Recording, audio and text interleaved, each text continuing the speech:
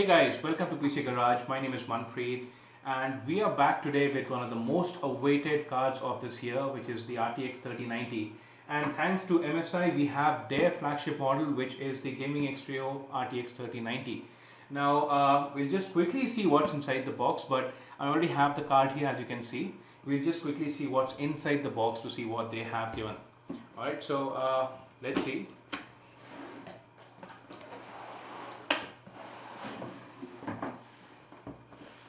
Now the cover, they have an envelope here. Inside the envelope we have the thank you for choosing an MSI product. We have installation manual, like how to connect your graphic card. We have how to upgrade your PC with a new graphic card. It's a story based a notebook, and I'm not going to go through this entire thing right now, but then this is there. We have this, which is again a manual, I believe. No, this is the package content and the quick user guide here. Then we have another pamphlet which all the other products from MSI. Thank you, done. The cover is gone. Another piece of paper, I'll come back to this. Graphic card came in this the electrostatic cover. And then we have this bridge. Now this is used to support your graphic card. You connect it below the graphic card so that this provides extra support to your graphic card and it prevents it from sagging over a period of time. But then I believe the graphic card is strong enough not to sag on its own, but more on that later. Now enough about the graphic card. Now as you can see, we have the system built already. Beautiful looking system. Now this is the InWin Xtreme 2.0 that we have used to build this PC, and this cabinet comes with its own power supply, which is a 1065 watt power supply. Now we have built this system around the 3900X, the graphic card, which is 3090 RTX. We have 16 GB of Katana RAM, and we're using an SSD to store our Windows and a hard disk to store the games. Now we'll quickly go ahead and see the benchmarking results. The MSI GeForce RTX 3090 Gaming X-Trio features 10,496 NVIDIA CUDA cores and boosts up to 1785 MHz, and it has a whopping 24 GB of GDDR6 memory. The card features Torx Fan 4.0 with pairs of fan blades bound together with a linked outer ring design that focuses airflow into the updated Triforza 2 cooling system. The Triforza 2 thermal system has been designed for efficiency. If we look at the backplate, we see two heat pipes which evenly distribute the heat from the memory modules on the back of the graphic card to the entire backplate, thus dissipating heat more efficiently. The backplate has also been built with graphene. Now, graphene is made from carbon atoms that have been arranged in a 1-atom thick layer hexagonal lattice. Now, graphene is about 100 times stronger than steel and twice better than diamond at heat conductivity. The graphic card also features an anti-bending strap which is built into the graphic card to make sure the graphic card is more sturdy and does not bend during long hours of operation. Now this is separate from the bundled support bracket which can be attached to your PC case to give additional support to your graphic card.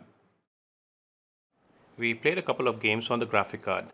On Shadow of Tomb Raider at 1080p with ultimate settings, we had an average FPS of 213. In 2K, we had an average FPS of 137, and at 4K, we had an average FPS of 88. In Metro Exodus, in ultra detail again, in 1080p, we had an average FPS of 138. In 2K, we had an average FPS of 122, and at 4K, an average FPS of 81.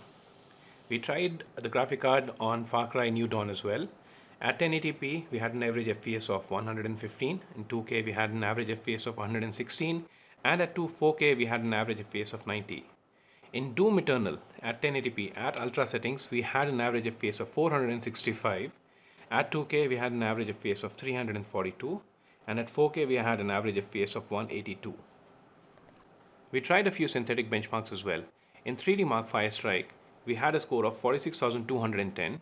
In 3D Mark Firestrike Extreme, we had an average score of 24,212, and in 3D Mark Firestrike Ultra, we had an average score of 12,760. In Heaven Benchmark at 1080p Ultra, we had an average FPS of 284, at 2K 235 FPS, and at 4K Ultra we had 124 FPS. We tried the UniEngine superposition as well. In 4K optimized settings, we had a score of 16,710, and at 1080p extreme, we had a score of 12,613.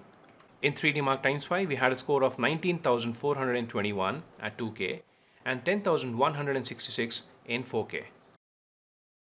So guys, those were the benchmark results. We ran a couple of softwares and we ran a couple of games. Sadly, we couldn't get our hands on an 8K monitor to test out the 8K capabilities of this card because we had the card for a very short period of time. And I would also like to thank our friends at Pixel Palette because they were able to arrange a 4K monitor for us where we did our testing. And this card did perform exceptionally well. Even on the full load, even when we were playing the 4K games on ultra settings, we did not see the temperatures going above 79. And now 79 was at Furmark, where we did a stress test for 30 minutes, and the temperature did not go above 79, wherein the ambient temperature was around 32 degrees. Now, this as I said, for gamers, 4K gaming. Breeze on this card. You will be able to take full advantage of this card. You will be able to play on 4K with all the settings enabled. We did not disable any ourselves. And in my opinion, this card basically would be good for content creators, people working on research, machine learning and AI, because those guys need the huge amount of VRAM. And this card has 24 Gs of it. And it's going to be very useful for them and not so much for gamers. We are going to be getting our hands on other RTX cards and we're going to make a comparative study to find out which card is best for you.